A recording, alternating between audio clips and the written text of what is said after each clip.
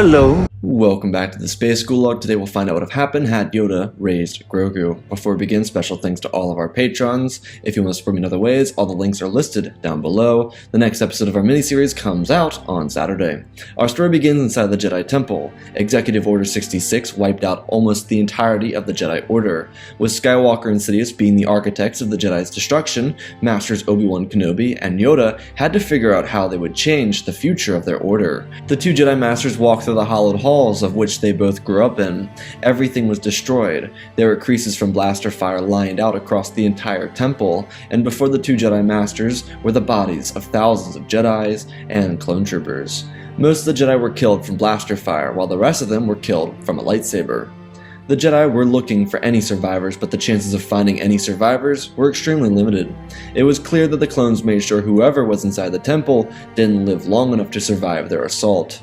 Master Yoda and Kenobi split up to see if there were any survivors. Shortly after, Obi-Wan asked who had done this. Yoda knew who the culprit was, but even he couldn't bring himself to tell Obi-Wan that his student genocided the entire Jedi Order. Yoda made his way to the council chambers to see if there were any survivors, and what he found horrified him. There were not just no survivors, but they were all slaughtered younglings.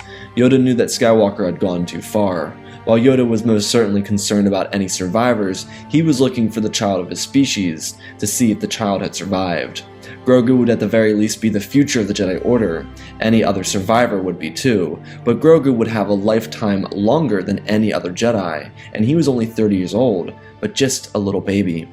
And with such a young age, Yoda needed to make sure that Grogu was still alive, and the more he walked around, the less hopeful he got. Yoda left the council chambers after seeing all the children dead.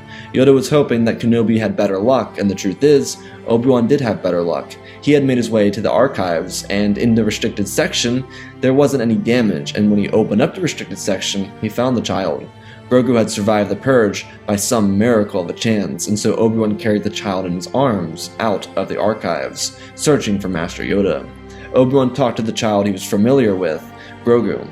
Most of the Jedi Council members, other than the newly appointed Anakin Skywalker, had very personal interactions with Grogu. His destiny was inextricably connected to the future of the Jedi Order, and when Yoda and Obi-Wan reunited, there was just a little growth of hope for Master Yoda. Like the future of his order actually had a future. Yoda stepped forward and asked Kenobi if there were any other survivors, but Kenobi saw none. It was obvious to Obi-Wan that Yoda hadn't found any survivors. Kenobi and Yoda knew what their next objective was, and it was to take the fight to the Sith, to fight the Sith and destroy them. Obi-Wan handed Grogu over to Master Yoda as he made his way over to the archives so they could dispatch a message out across the galaxy. A message of the fall of the Jedi Order. Across the galaxy on the planet Mustafar, Anakin received a message on his transmitter from the Jedi Temple, and it said this: I regret to report that both our Jedi Order and the Republic have fallen, with the dark shadow of the Empire rising to take their place. This message is a warning and a reminder for any surviving Jedi. Trust in the Force. Do not return to the Temple. That time has passed, and our future is uncertain. We will each be challenged, our trust, our faith, our friendships. But we must persevere, and in time a new hope will emerge. May the Force be with you, always. Anakin listened to the message after having slaughtered the Separatists, after committing Order 66 and betraying everything he knew and loved, and in a brief moment of clarity, everything hit him, in a rush of emotions. His golden tint left his eyes and his heart filled with emotions, as tears flooded his eyes. Inside the Jedi Temple, both Obi-Wan and Yoda agreed that the Sith must be destroyed, but the issue is they would be splitting up. Originally, Obi-Wan was fine with the idea of having to fight Sidious with Yoda, but considering Yoda believed that Windu and the other council members were killed by the Sith Lord, it would be more difficult than even he could imagine to fight Sidious. Yoda knew that for Obi-Wan, his strong suit would be fighting the boy he trained, while Anakin Skywalker was gone, consumed by Darth Vader. Kenobi would have a much better chance at fighting Skywalker and surviving rather than fighting Sidious and surviving, even though the chances are that the Master of Defense would add to Yoda's assault on Sidious. Obi-Wan asked what they would do about Grogu, and Yoda told Obi-Wan that Grogu would be kept with Bail Organa's crew until the time was right. Whether they succeeded or failed, he was the future of the Jedi Order.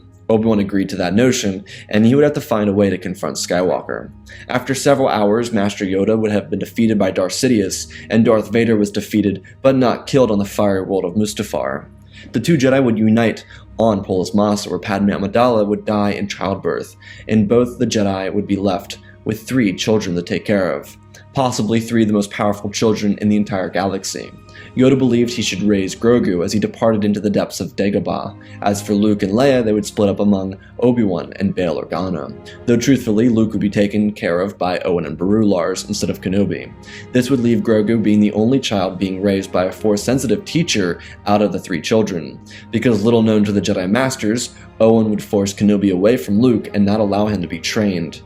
But the plan was set so Yoda would take Grogu to Dagobah, while Kenobi and Luke were dropped off on Tatooine, and Leia, on the other hand, would have the luxury of growing up in luxury with Bail and Breha Organa. When Yoda landed on Dagobah, he only realized that the real work had just begun. Yoda had a little capsule for Grogu, because they had one for him inside of the Jedi Temple, and it was here with them now. It would be his only one protection from the animals and poisons of the planet of Dagobah. Dagobah was a great planet, but it was also terrible. It was great because it concealed their essence in the Force, and it would protect Yoda and Grogu from the Sith, while the negatives of this planet were the copious amounts of things that could kill either of them. Yoda had to construct a home for the 2 of them to live in, and it would take Yoda a little bit of time. Hours would pass by, and Yoda wouldn't say much. The only thing Yoda knew is that Grogu needed time. He'd been through a traumatic event.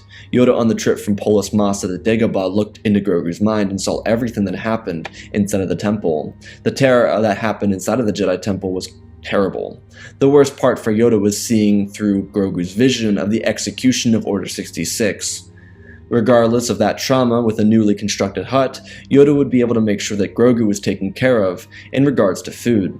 Yoda knew this situation would be more difficult than anything else he'd ever done before, because after all, he couldn't train Grogu the same way he trained all the other Jedi. This was a future of the Jedi Order, and this was a future of the galaxy, and it had to be done perfectly, because no other student he ever had so much trauma in such a short period of time. Yoda knew he couldn't allow Grogu to dwell on these feelings, but he also couldn't let Grogu suppress these feelings because these feelings could very easily turn Grogu to the dark side of the Force. Yoda needed to be gentle with his approach to Grogu, because after all, the child was just a baby. He couldn't even walk on his own, let alone talk. Yoda knew he might have to break down things a lot more for Grogu, but that also would include having Grogu face challenges and the Force more than any other student he ever had. Yoda had been to the caves of Dagobah before, which showed him visions of Order 66. He knew that the first step forward for Grogu would be showing him the cave, because the cave had knowledge on the past, present, and future. It could garner Grogu the ability to move forward in his journey in the Force. Yoda and Grogu sat in silence inside the hut, and they simply looked at each other. Yoda was feeling a terrible pain. He failed his order. Though for Grandmaster Yoda, he needed to overcome his failures. If Yoda didn't face his failures head-on, he would fail Grogu in training him. The loss of his entire Jedi Order was a burden that Yoda had to overcome, and it pained every inch of his soul. He couldn't escape the memories of the dead children he saw. Yoda's hauntings led him to a crossroads. He needed to journey down to the caves of Dagobah alone. The Force was strong with this planet, and he needed to utilize all of its potential. Yoda told Grogu that if he saw or heard any noises to lock himself inside of the carrier until he returned. Yoda turned and left the hut and made his way down into the caves of Dagobah. In his old age, even Yoda was surprised that he needed to continue learning. But the truth is, that was the fact of life. No matter how much one mastered something, there was still so much more to learn, and Yoda now knew that. Yoda traveled down to the caves and felt the Force surround him. Yoda sat down quietly and allowed himself to be fulfilled with the Force. When Yoda opened his eyes, he saw slavery, oppression, the destruction of planets, and at the top of their suffering, the Sith. Yoda watched not just the Jedi be executed, but he saw the established Sith grow stronger. Not just a man in a mask, but a boy in a mask too. The essence that came from both was that of Skywalker, but Yoda couldn't believe that to be feasible. Anakin was dead, so his assumption was that the taller one was Luke and the smaller one was Leia. Yoda couldn't allow this vision to come true. As far as Yoda knew, he couldn't alter the fate of the galaxy. He also couldn't alter the vision, so he would instead prepare the galaxy for longevity and hope that Grogu could be everything he couldn't. Yoda left the caves of Dagobah with the hope to change everything. Yoda couldn't allow the Sith to do this to the galaxy. He may have failed the Jedi, but he could no longer be that failure. The knowledge he learned at the end of the Clone Wars could have saved the Jedi, but he withheld it. This time he wouldn't do that. This time he would make things right, and this time he wouldn't allow the Sith to get the upper hand on him or the galaxy. Though the first lesson Yoda would have to relearn is that failure is the greatest teacher. Sure, he may have lost his entire Jedi Order, but spending the rest of his life dwelling on his failures would only allow his greatest failure to rule his life. As Yoda walked out of the cave, he thought of the lesson. He thought of how it could redefine the galaxy, the fact that failure is, in reality, the greatest teacher. Yoda walked towards the hut and entered to find Grogu sitting quietly. Yoda smiled and nodded his head. His duty was to have hope, to be an inspiration. Had he not had Grogu, the chances of the situation being different were entirely likely. Yoda had a responsibility with Grogu, and without him, there was nothing for Yoda to do. Yoda worked hard on himself, and a week after his trip into the caves, he was ready to begin teaching Grogu. Yoda started with the simplicities. Considering Yoda wouldn't live forever, and being nearly in his 900s, he knew the time was certainly coming for him. The first lessons to Grogu would be about the Force itself, though they would slowly drift from the Force into lessons that Yoda had about life. The biggest focus being their size. Yoda and Grogu were from a species that would never grow much bigger than Yoda himself. Their lives would pass by and see friends, peers, and students pass away before them. There was a certain burden with being of their species, and it was rather tragic how their life would eventually unfold. Of course, what they had both lived through in Order 66 was an extremely rare occurrence. The truth is, Grogu would have outlived every single person inside the Jedi Order anyways. All the younglings would have been naturally dead by the time Grogu was able to move about freely as a late Padawan or Jedi Knight. Though Yoda knew that Grogu would likely not have the opportunity to take his time with his studies, chances are Grogu would be around 50 or 60 years old before he was responsible for his own future. Not even Yoda thought that he would live that long, and there weren't any feasible Jedi Masters to pass Grogu on to. Obi-Wan would likely have died by a natural death at that point, and the rest of the surviving Jedi that could be of age would likely not be trained enough to be a Jedi Master for Grogu. Though by the will of the Force, everything would be what it needed to be. Grogu would be able to retain all the information, as being as Force-sensitive as he was. All Force-sensitive children had memories of their families before they were brought to the Jedi Temple. Even Yoda remembered images of his family before he became a Jedi, though Yoda couldn't just overload information onto Grogu. He would have to take his time and repeat information periodically to ensure that Grogu would have it in his mind. Yoda showed Grogu how to lift rocks and how to meditate, but the truth is, for most of the time, Grogu wasn't doing much. Using the Force ever so slightly wore him down and took away so much of his energy. Yoda also knew it would take time to get Grogu to build up that muscle memory and even the amount of strength it took to use the Force repetitively. Because Yoda got to Grogu and helped raise him as a child, he was able to stay loyal to the Jedi and believe that his purpose was to serve the Jedi. Maybe for Grogu that was a simple indoctrination by Yoda, but there wasn't anything else in the galaxy for someone his size to do. So the best he could do was serve the Jedi. Years would pass by. Something Yoda would often iterate to Grogu is how for them, a blink was a lifetime for another. The time on Dagobah would creep up to 20 years. Yoda's focus on Grogu's training allowed him to find serenity and even happiness. His ability to learn about failure and see the glimmer of hope at the end of the tunnel helped Yoda so much. Grogu was the best part of Yoda's life, and his presence gave Yoda the will to live longer than he would have otherwise. During this time, the ghost of Obi-Wan Kenobi would visit Yoda. When Obi-Wan found Yoda, he saw the exponential growth in Grogu. The child hadn't yet been speaking, but he was walking steadily now, and he was able to lift several rocks, meditate, and use the Force heal, something that very naturally came to Grogu. For Yoda, the growth of Grogu inspired him. But when Kenobi returned, Yoda learned about the growth of Luke and Leia Skywalker. Luke had Anakin's lightsaber and was barely touching upon using the Force, whereas Leia had just become like her mother, a passionate rebel who stood up for what was right in the face of an overbearing Force. Though Kenobi noted that Leia hadn't begun her training in the Force, Kenobi made sure that Yoda was aware that he was trying to get Luke to come to Dagobah to finish his training. Yoda was actually looking forward to Skywalker's arrival. He had been in his element, reconnecting himself to the Force and truly bettering himself as a Jedi Master. When Luke eventually arrived, Yoda was very disappointed. He couldn't believe how similar Luke was to his father, the two of them being so impatient and being excited to seek adventure.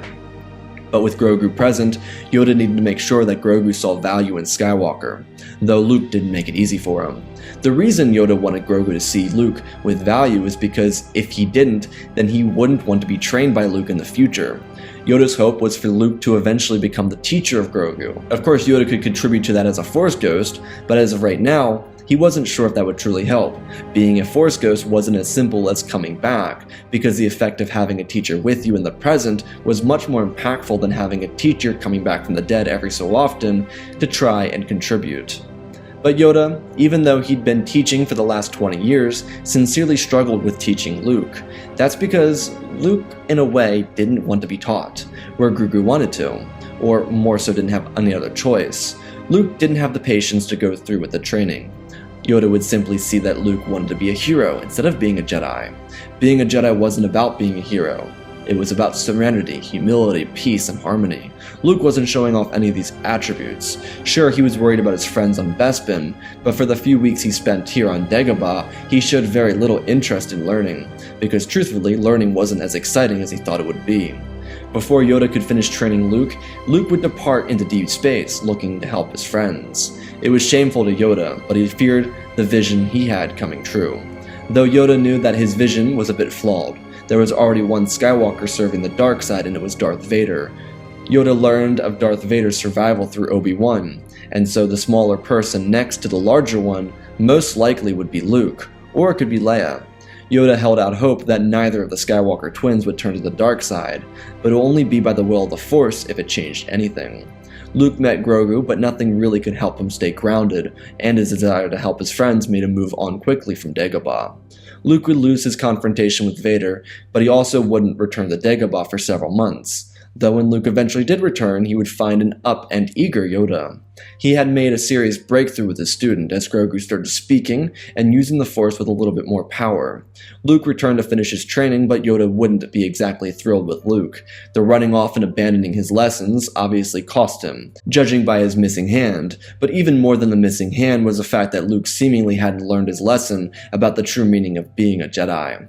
Yoda could feel Luke's imbalance. He had this powerful light, but there was also a very powerful darkness. Luke knew he didn't have a lot of time before he needed to reunite with the Alliance before their important assault on the second Death Star. But during his stay, Yoda would tell Luke about his responsibility after defeating the Sith. It would to become a Jedi Master. If Luke could truly resist the dark side, if he could do everything his father could not, then there was a chance for the survival of the galaxy and the survival of their order. But if Luke became a vessel of evil, then the chances of the Jedi to continue would be extinguished, because if Luke failed, then Vader, Sidious, and Luke would return to Dagobah and destroy Grogu and Yoda.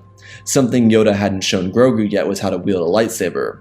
That lesson would fall onto Grogu's next teacher, because Yoda wouldn't live long enough to pass that teaching on to Grogu. While Luke was away, helping his father bring balance to the Force, Yoda was progressing Grogu through lessons of the Force. The most invaluable lessons that could be taught were taught. Grogu had a great understanding in the Force and all of its attributes, but the actual process of using the Force was much different. When the Empire fell at Endor, Luke would return to Dagobah, and this time, for real, he would finish his training. Luke would spend a couple years on Dagobah, this time around learning everything he could about the Force and about the necessary attributes of teaching. Of course, Luke would make mistakes, but the most important pieces of his training were passed down to him by Yoda. Pass on what you have learned. The greatest teacher failure is. Do or do not, there is no try. All of these messages were meant to be given to Luke so that he could pass them down as a teacher. The short-term future of the Jedi belonged to Luke. This expanded time for Master Yoda to allow Luke the time and ability to learn not just more about the Force, but more about himself, which was the most important lessons that Yoda could give to Luke, to learn about himself. Luke, after turning his father, realized the difference of being a hero and a Jedi, and after he made a stunning conclusion, he became a fine Jedi.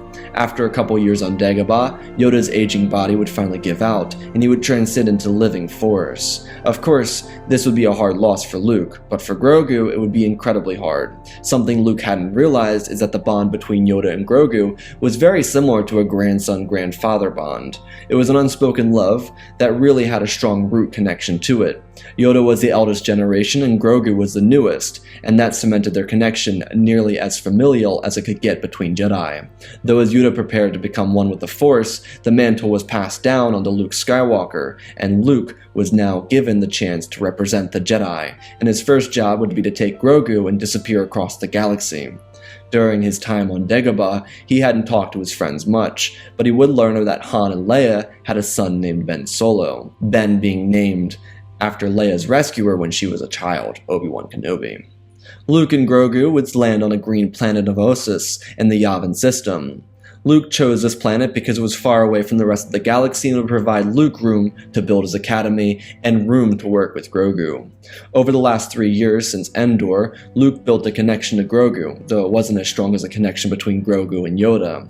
The biggest early challenge for Luke as a teacher was making sure that Grogu didn't get sucked into his grief, but Luke wasn't even sure, as a Jedi, how he could teach that. When he started his journey, he lost Owen and Beru, but he was ready for his big adventure. When he lost his father, he redeemed him, so it wasn't like he lost him. Luke didn't really have the same bond with Owen and Beru as Grogu did with Yoda, and so, as a pivotal focus point for Luke, was moving past it, not forgetting the time he had with Master Yoda, but embracing those memories as he told Grogu, "Grogu, I want your memories of Master Yoda to be strong. Don't ever forget him because his legacy leaves behind something greater.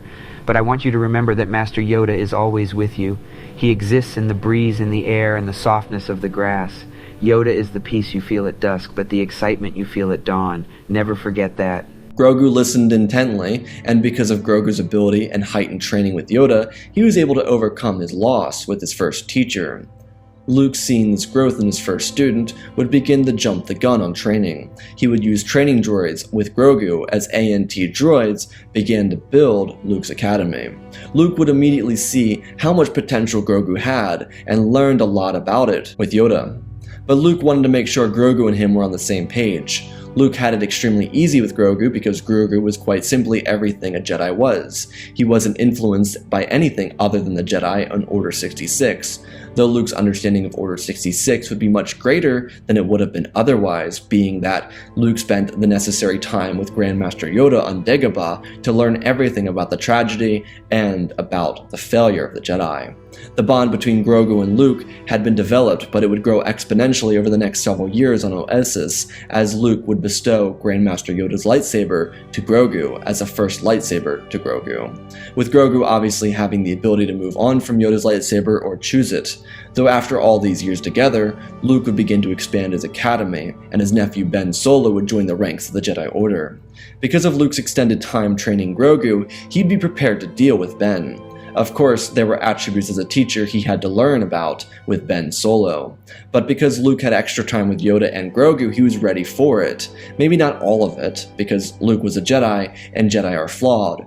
But Luke did not let his own flaws tarnish the Jedi, as Yoda let his. Luke's understanding of Yoda's lessons were pivoted by the amount of time he had to spend with Master Yoda. Ben Solo and a number of other students would ascend to the ranks of Luke's academy. All the while, Luke's pride, Grogu, would continue to do the same. Grow constantly, that is. Luke's new Jedi Order seemed to have so much potential growth. With 2 Jedi Masters joining Luke's council, he would learn of a great evil in the galaxy. The same evil who tried to plague his father before him. This evil was now going after the descendant of Anakin Skywalker. When Luke felt it within Ben Solo, he couldn't believe it. It was his nightmares come true, because it couldn't feasibly be true. But it was. Palpatine had returned, and Luke was going to finish what his father started. Luke wouldn't leave his order in the hands of anybody but his 2 Jedi Masters, and he would do this the moment he felt the darkness rising within Ben Solo. While Luke could immediately feel the imbalance coming from Ben Solo the first day he met him at his academy, this imbalance wasn't based off of Palpatine, rather it was based off the fact that he was born and raised outside the Jedi Order, much like young Anakin was. But before Luke left, he would ask his sister to come to the Jedi Temple and watch over while he was gone. Luke would go in searching for a pathway to Exegol. He had known about the ancient homeworld of the Sith because of Master Yoda, but he never knew or figured out how to get and find it. Though all the information he needed would be found inside the Jedi Temple on Coruscant, because just beneath the former Jedi Temple was a Sith Temple, and it had the coordinates to every Sith location across the galaxy.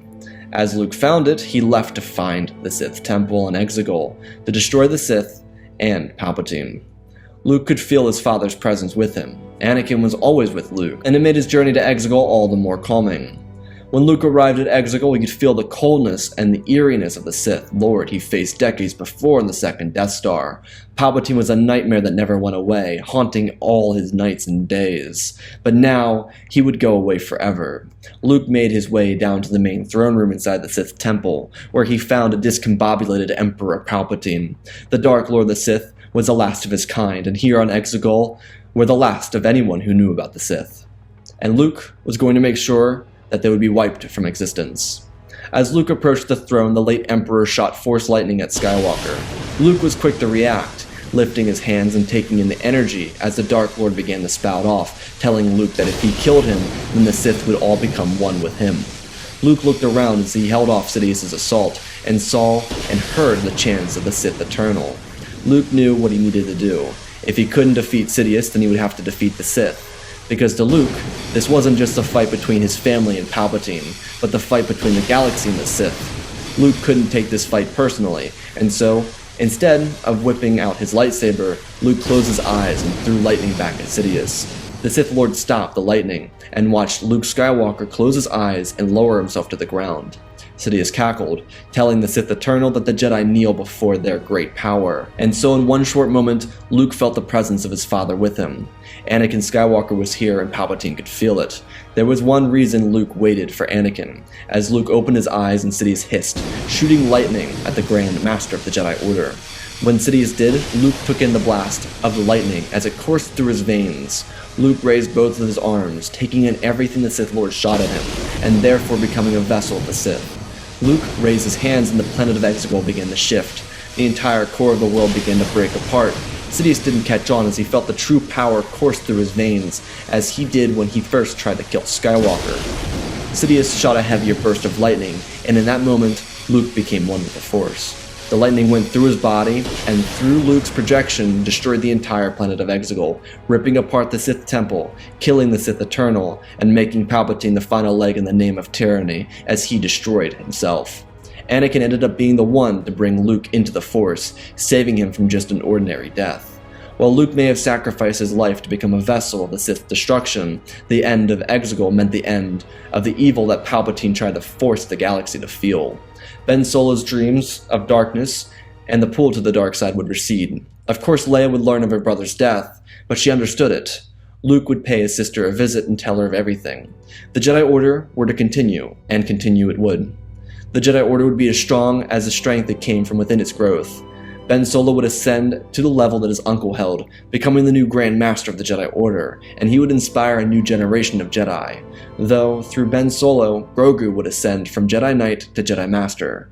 Before the end of Ben's life, he would see Grogu ready to take the mantle of Jedi Grand Master, to lead the Jedi Order as he was destined to bridge the gap of the Republic that fell and the new Republic that stood, to bridge the Jedi of the past to the Jedi of the present, and after them, the future. And that, ladies and gentlemen, is our story. Again, special thanks to Benjamin Wells, Tiger Boy, Darth Revan, Pimp Daddy Bane, Darth Cheesy, Apollo, Madman Stews, Anakin003, Lemon Knight, Flynn Van Cease, and Lord Deadwing for supporting the channel. Hit 2,000 likes on this video. Episode 2 is coming out on Saturday. Let's talk about this before you go anywhere. If you like my stories, you'll stick around through them, even though you might not like things that Disney does. I've talked about this before. I want to address this real quick because I want to catch everyone before you guys click off the video. I tend to stick with Disney canon. I know not everyone likes Disney canon. That's just what I tend to stick by because most people that watch Star Wars movies know Disney canon. That's just the truth. The silent majority of people that watch Star Wars movies that don't like talk about it that often tend to be people that know the Disney canon.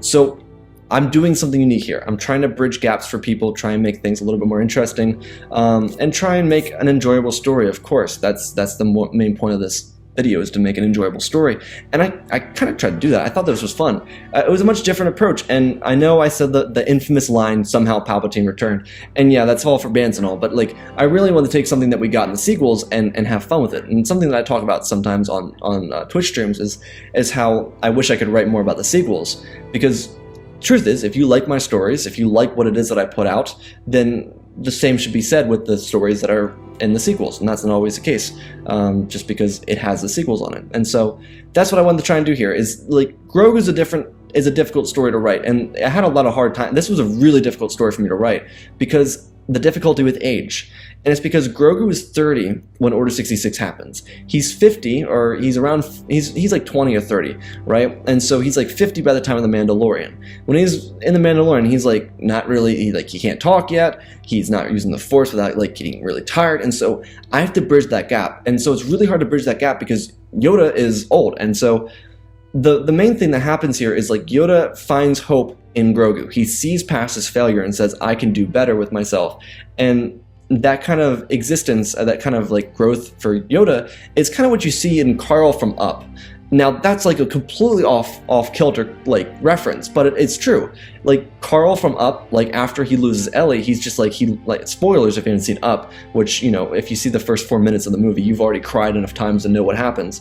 But like when he loses Ellie, he kind of loses touch with himself. And so when he gets to Russell, when he has Russell enter his life, Carl finds this new beginning of life. And so, actually, that's really sick. I didn't even think about that. This story is really a reflection, a mirror of Up. I never noticed that. That's crazy. I wasn't thinking about that at all until I mentioned that connection. That's crazy. This is a self-realization that doesn't typically happen when I'm doing this little behind the scenes. Wow, that's crazy. Anyways, yeah. So like for wow. Anyways, yeah, so for Yoda, it's literally that same thing. That's crazy. That is insane. I didn't notice that. You guys are like I'm like having a moment of realization right now. That's crazy. I was just trying to throw that out for like a reference, but that really like lines up perfectly. That's a perfect reference. Like Grogu's growth, or Yoda's growth as a character, as an individual, is because of Grogu's, because of the younger individual that comes into his life and inspires him. And so back to what I was really trying to say is like, that was kind of hard, so I had to kind of skip around. I couldn't spend a lot of time on Yoda training Grogu because not a lot's going to happen, you know? Where when I'm training like Luke and Leia, those 30 years can be compartmentalized into, you know, their early, you know, their you know, like 7 through 13, and then their teenage years, and then when they get to like their late teen years, like I can kind of compartmentalize that. But like for Grogu, he's a child until the very end of the story, until he becomes, you know, a young adult. And when he's a young adult, he's like 100 years old, and that's at the end of Ben Solo's life, 120 at the very least, at the very latest. And so, yeah. And then for Luke's story, I wanted to I really try and bridge the gaps, because I know not everyone likes the sequels, and I do have my own issues with them, but for the most part, I can sit there and I can watch them and be like, yeah, this is fine. And so I really wanted to try and bridge that gap, and like having Luke be that sacrifice to be with, like, to kind of fill that gap for Anakin. Like, if Palpatine's going to return, then it should be Luke that brings balance to the Force in that same way, shape, and form. And so that's what I kind of did here, is like Luke, in the way that the Rise of Skywalker frames, it's like, if you destroy me, then you become me, right? And so Luke doesn't destroy Palpatine, Palpatine destroys himself. And that was kind of what I wanted to go for. And so Luke is the only one powerful enough to make Palpatine destroy himself by becoming a vessel of Palpatine and making Palpatine, again, destroy himself. And so that's kind of what I wanted to shoot for here. It kind of parallels to what happens in The Rise of Skywalker. But I hope you all enjoyed this story. I know I went on a tangent there about Up for whatever reason, but Up is a great movie. I'm going to go watch it and cry my eyes out and then edit this video. So I hope you all enjoyed. I love you all. Spread the love. And always remember, my friends, may the Force be with you.